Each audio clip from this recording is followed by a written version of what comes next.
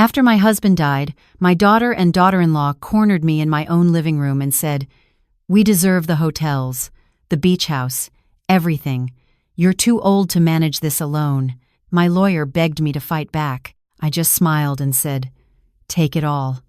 They thought I'd lost my mind from grief. At the final signing, they were grinning ear to ear. Then their attorney went pale, reading page 14, and my daughter's hands started shaking. Let me tell you how we got there, because you need to understand what really happened. My name is Eleanor. I'm 67 years old, and 3 months ago I buried the love of my life. Richard died on a Tuesday morning in September, not from old age or illness, but from a massive stroke while inspecting one of our hotels. 42 years of marriage, gone in an instant. No warning, no goodbye, just a phone call from our manager saying my husband collapsed in the lobby and never woke up. Richard and I built something beautiful together. We started with nothing. I mean truly nothing. We met when I was 23, working as a night clerk at a rundown motel on Highway 17. Richard was the maintenance man. We fell in love over broken air conditioners and leaking pipes. We got married in that same motel's tiny office, with just the owner as our witness. But we had dreams. Big dreams. Richard wanted to create places where families could make memories, not just sleep for a night. I wanted to design spaces that felt like home. So we saved every penny for 8 years. We ate sandwiches for dinner. We drove a car that barely ran. We lived in a one-room apartment above a laundromat. But we saved. When we finally had enough for a down payment, we bought a small beachfront property in Myrtle Beach. 20 rooms, half of them needing complete renovation. We did most of the work ourselves. Richard handled repairs. I handled everything else: cleaning, front desk, bookkeeping, marketing. We worked 18-hour days. Our hands were constantly covered in paint or bleach. But people loved it. Families kept coming back. They told their friends. Within 5 years, we paid off that first hotel and bought a second one, then a third. By the time Richard turned 60, we owned 6 boutique hotels along the Carolina coast, valued at roughly $15 million. We had the beach house, investment accounts, everything we'd dreamed of. We had 2 children, Rebecca, our daughter, now 38, and Michael, our son, 35. I loved them with everything I had. Richard worked himself to exhaustion so they could have better lives than we did. Private schools, college fully paid, study abroad programs. Rebecca went to Duke. Michael went to UNC. They came back with degrees and polish and expensive tastes. Rebecca married young and divorced quickly. She worked in hotel management for us for a while, but complained constantly. Too much work, not enough pay. She quit when she was 29 and moved to Charleston to work for a corporate hotel chain. We barely heard from her except when she needed money. Michael married Vanessa when he was 30.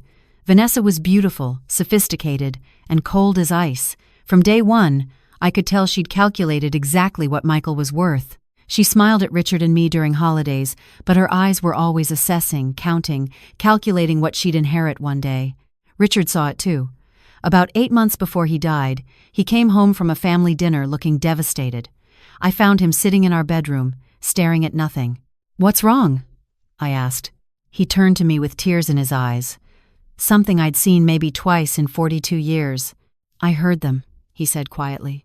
"Rebecca and Vanessa. They were in the kitchen. Thought I'd left. They were talking about how they can't wait until we're gone so they can sell everything and split the money. They were laughing, Eleanor. Laughing about how you and I are hoarding wealth from them." I felt like I'd been punched, but Richard put his hand on mine. "I'm going to do something," he said. "Something to protect you. Because when I'm gone, they're going to come for everything, and I won't let them destroy you." He called our lawyer, Thomas, the next morning. They met privately 3 times over the following months. Richard never told me the details. He just said, "Trust me, and if anything happens to me, trust Thomas. No matter how crazy it seems." 2 weeks before he died, Richard updated his will. He made me promise I wouldn't read it until after his death. I thought he was being morbid, but I promised. Then came that Tuesday in September, the call from our manager, the rush to the hospital, the doctor's apologetic face. The words, "I'm sorry, there was nothing we could do." Richard's funeral was on a Friday. Beautiful weather. which felt wrong. The sun shouldn't shine when your world ends. Rebecca cried at the service. Vanessa cried too, though I noticed her makeup stayed perfect. Michael seemed genuinely devastated, but he kept looking at Vanessa, as if checking her reactions. I wore the blue dress Richard bought me for our 40th anniversary. I couldn't speak during the service. I just sat there, holding our wedding photo, trying to remember how to breathe. I thought grief would be the hardest part. I was wrong. Exactly 36 hours after we buried Richard, Rebecca showed up at the beach house. Our beach house, the one Richard and I designed together, with floor-to-ceiling windows overlooking the Atlantic. I was still in my pajamas at 2 in the afternoon. I hadn't eaten in 2 days. I was just sitting on the deck, watching waves crash, trying to understand how to live without him. Rebecca didn't knock. She had a key. She walked right in, and Vanessa was with her. Both wore business casual clothes. Both carried folders. "Mom, we need to talk," Rebecca said. "No hug. No, how are you holding up? Just business." I followed them inside like a ghost. They sat at my dining room table. I stood. "Dad died without a clear succession plan," Rebecca began, opening her folder. "We've consulted with our attorney, and legally, there are significant complications." "What complications?" I asked. My voice sounded hollow. Vanessa leaned forward. "Mrs. Ashford, your husband owned the hotels in partnership structures that create tax liabilities if they transfer to you entirely. It would be financially irresponsible." "We're not trying to be harsh," Rebecca added, though her tone said otherwise. "But the smart move is to transfer the hotel properties directly to us. Michael and I both have hotel management experience. Vanessa has a finance background. We can run these properties efficiently." I stared at them. My daughter-in-law.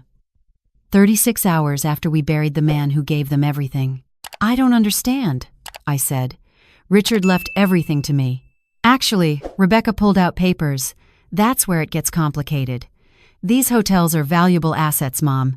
They need professional management. You've never run them alone. Dad handled the business side." "You just did. Supportive tasks. Supportive tasks. I designed every single hotel's interior. I created the booking systems. I trained every employee. I negotiated with every supplier. Supportive tasks. What are you asking?" I whispered. "We're asking you to sign over the hotels to us," Vanessa said smoothly. "You'll retain the beach house. We'll give you a monthly stipend of $10,000. You'll live comfortably without the stress of managing properties. $10,000. Richard and I built a $15 million business, and they were offering me $10,000 a month like pocket money. "I need time," I said. "We don't have time," Rebecca snapped. "There are decisions that need to be made now. Vendors, employees, renovation schedules. Either you transfer management to us, or we'll petition the court to appoint a conservator. We have doctors who can testify that you're experiencing severe grief-induced cognitive impairment. They were threatening to declare me incompetent. My own daughter." When they left, I called Thomas immediately. He arrived within an hour, a gentle man in his 60s who'd been Richard's friend for 30 years. I showed him the papers Rebecca left. He read them, his face darkening. "Eleanor, this is theft. They're taking advantage of your grief to steal everything you and Richard built. Can they do this legally?" I asked. "Not without your signature. But they're betting you'll sign out of exhaustion and confusion." He paused. "Unless you want to sign." "Why would I want that?" Thomas pulled an envelope from his briefcase. "Because Richard knew this would happen. He spent 6 months preparing for it. And he made me swear to guide you through what comes next." He handed me the envelope, Richard's handwriting on the front, "For Eleanor. Read this before you decide anything." My hands shook as I opened it. "My dearest Eleanor," it began. "If you're reading this, I'm gone, and our daughters are showing their true colors. I'm sorry you have to face this pain, but I've prepared something. Thomas knows everything. Whatever he asks you to do, trust him, even if it seems like you're surrendering. Especially then, I love you forever. R." I looked at Thomas through tears. "What did Richard plan? I can't tell you everything yet, but I need to do something that will seem insane. I need you to give them the hotels." "What?" "Give them everything they're asking for. Sign the papers. Let them think they won. But before you do, I need you to sign different papers. Papers that legally separate you from all property assets before any transfer occurs. I don't understand. Thomas smiled sadly. You will. Richard was brilliant, and he loved you more than they'll ever understand. The next 3 days were torture. Rebecca called constantly. Vanessa sent threatening emails about conservatorship proceedings. Michael stayed silent, which somehow hurt more. Thomas prepared documents I didn't fully comprehend. I signed them in his office, witnessed by his paralegal. He filed them with the county clerk that same day. Then I invited Rebecca and Vanessa to the beach house. They arrived with their attorney, a slick man named Preston, in a $1,000 suit. He barely looked at me. Mrs. Ashford, I understand you've decided to cooperate, Preston said, laying out papers across my table. I'm tired, I said, which was true. I just want peace. Rebecca and Vanessa exchanged looks of triumph. Thomas was beside me. He tried one more time. Eleanor, you don't have to do this. We can fight. No, I said quietly. Give them everything. I signed page after page. The beach house, all 6 hotels, the investment accounts, everything Richard and I built in 42 years, I signed away in 30 minutes. Preston collected the documents with satisfaction. These will be filed Monday. As of that date, Rebecca and Vanessa will assume full ownership of all properties. Rebecca actually smiled at me. This is better for everyone, Mom. You'll see. They left without even saying goodbye. When the door closed, I collapsed. Thomas caught me. Did I just destroy everything Richard built? I sobbed. No, Thomas said firmly. You just activated Richard's plan. Now comes the interesting part. He pulled out another envelope. Eleanor, what you don't know is that 6 months ago, Richard restructured everything. The hotels aren't simple properties. They're held in a complex LLC structure with environmental liability clauses. There's a lawsuit that's been pending against one hotel, a claim about wetland damage during construction 15 years ago. Richard knew about it. He actually encouraged the lawsuit to proceed slowly. I stared at him. Why? Because whoever owns the hotels owns the liability. The lawsuit is for $8 million. It goes to trial in 60 days. The evidence is overwhelming against the hotels. They'll lose. My mouth fell open. But there's more, Thomas continued. Richard also took out lines of credit against 3 of the hotels. Not huge amounts, but enough. The monthly payments total about $40,000. Those payments auto-transfer to the new owners as of Monday. But the hotels make money, I said, confused. They make money if properly managed. But Rebecca quit hotel management years ago. Vanessa has never run operations. They're going to try to sell quickly to cash out. But when buyers discover the environmental lawsuit and the debt structure, the properties become worthless. They might get offers, but not enough to cover what they'll owe. I started to understand. How much will they owe total? After the lawsuit, the debts, the legal fees? Approximately $9 million. And it's all in their names now. You signed over the assets before the transfer. You're legally separated from everything. Richard had created a perfect trap. Not with hidden debts exactly, but with hidden liabilities wrapped in what looked like valuable assets. When will they find out? I whispered. Soon. The lawsuit attorney is required to notify new owners within 7 days of property transfer. Preston should have caught this, but Richard buried the details in page 14 of the LLC operating agreement. Most attorneys don't read those thoroughly. That night I read Richard's second letter, the one Thomas gave me. My love, I know you're scared right now, but I need you to understand something. Our daughters didn't become greedy overnight. I saw it growing for years.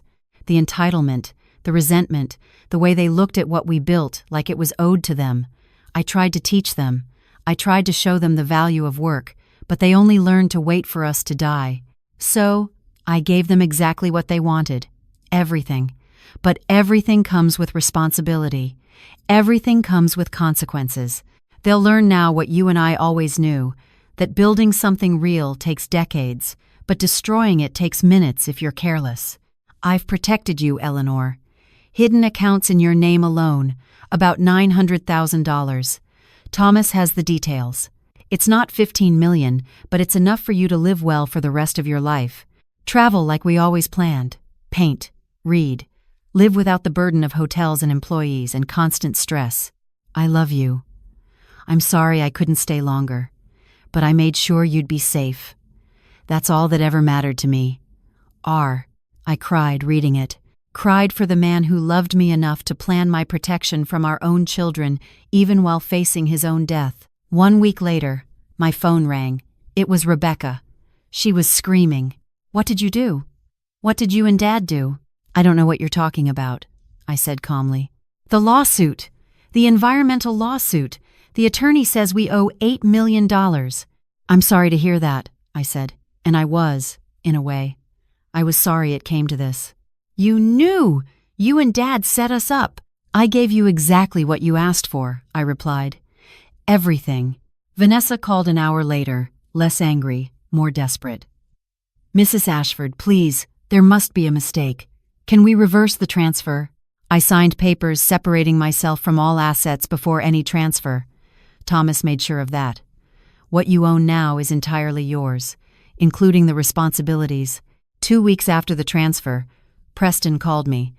He sounded nothing like the confident attorney from before. "Mrs. Ashford, we need to discuss the property documents." "What about them?" "There are significant liabilities I overlooked during initial review. Your husband structured these properties with remarkable complexity. The operating agreement on page 14 contains a clause that automatically transfers all environmental liabilities to new owners upon transfer of ownership." "I see," I said neutrally. "Did you know about this clause?" "My husband handled business details. I just did supportive tasks." I used Rebecca's words back at him. It felt right. The lawsuit went forward. Rebecca and Vanessa hired attorneys, but the evidence was clear. 15 years ago, during construction of our first expansion, wetland regulations were violated. Richard actually kept meticulous records of everything, including the violations. He'd been quietly waiting for someone to file suit. They lost. The judgment was $7.8 million. They tried to sell the hotels quickly, but news of the lawsuit killed buyer interest. The few offers they got were insultingly low. They couldn't sell for enough to pay the judgment. Meanwhile, the monthly loan payments kept hitting, $40,000 monthly, automatically debiting from accounts Rebecca and Vanessa now controlled. The hotels made money, but not enough after operating costs and the loan payments. 3 months after the transfer, Rebecca and Vanessa were drowning. They'd used their savings trying to manage the crisis. They'd borrowed from friends. They'd maxed out credit cards. I heard all this through Thomas, not from them directly. They stopped calling me after the lawsuit judgment. Michael finally called 6 months after his father's funeral. His voice was quiet, ashamed. "Mom, I'm so sorry. I should have stopped them. I should have defended you. Why didn't you?" I asked. "I was weak. Vanessa kept pushing, and Rebecca was so certain. I let them lead, and I'll regret it forever." "Where are you now?" "I left Vanessa. I'm living in a small apartment in Wilmington. I got a job managing a hardware store. It doesn't pay much, but it's honest work."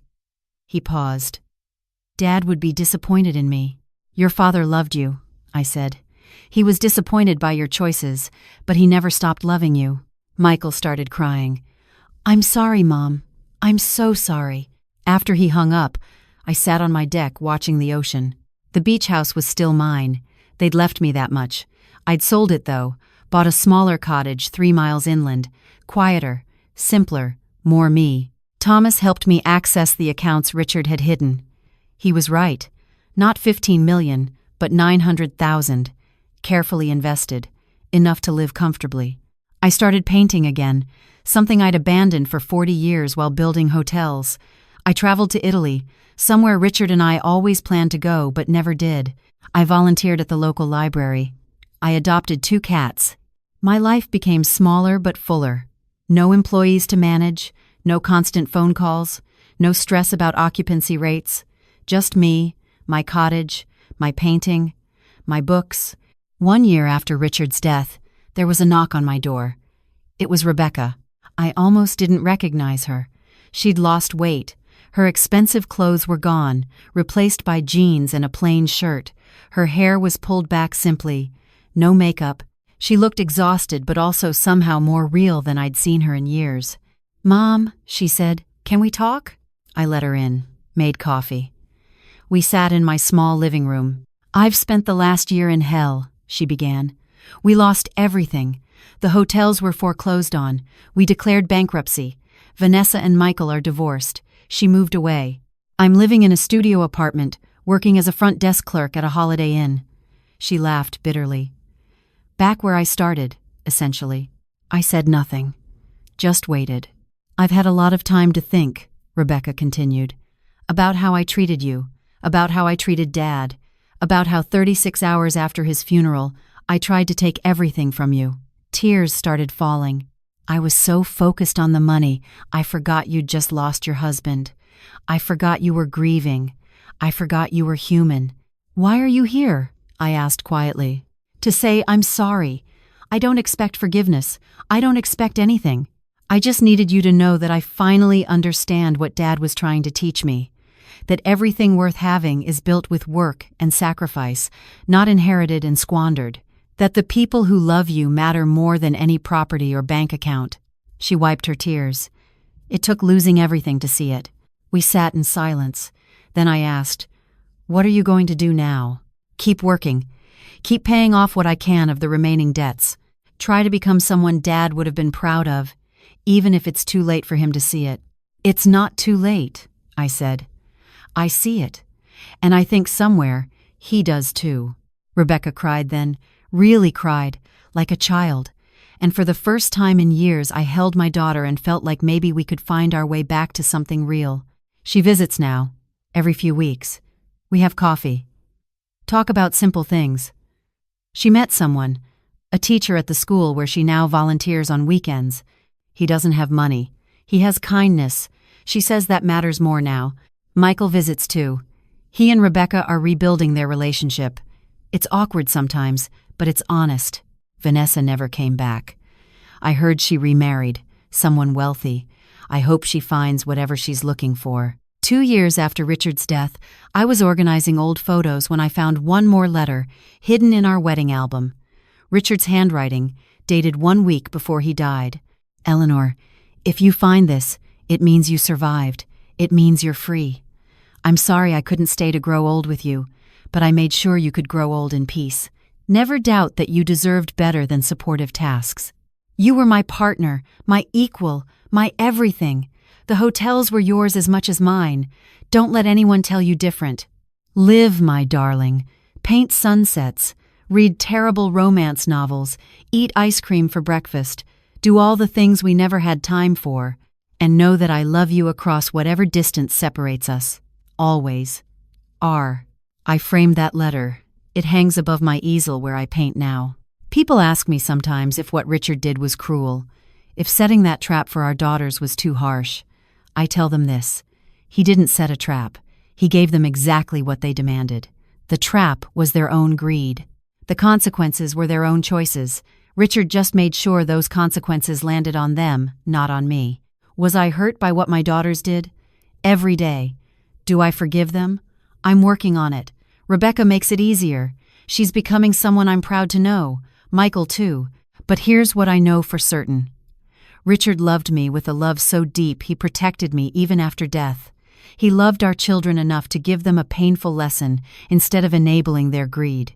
And he trusted me enough to walk through what looked like total surrender, knowing I'd come out the other side free. I'm 70 now. I live in my cottage. I paint. I volunteer. I see my children, slowly healing. I have enough money to be comfortable. I have peace. And every night, I look at Richard's photo and say thank you. Thank you for 42 years. Thank you for protecting me. Thank you for loving me enough to make the hard choices. Sometimes the greatest gift isn't what people want. It's exactly what they need to grow. Richard knew that. He gave our daughters what they needed, even when it hurt. He gave me freedom when I needed it most. And now, 3 years later, I can finally say, I'm not just surviving. I'm living, really living, the way Richard wanted me to, the way he planned for, even in his last days. That's not cruelty. That's love. Pure, protective, enduring love. So what do you think? Was Richard a genius or was he too harsh? Would you forgive children who betrayed you like that? Let me know your thoughts in the comments below.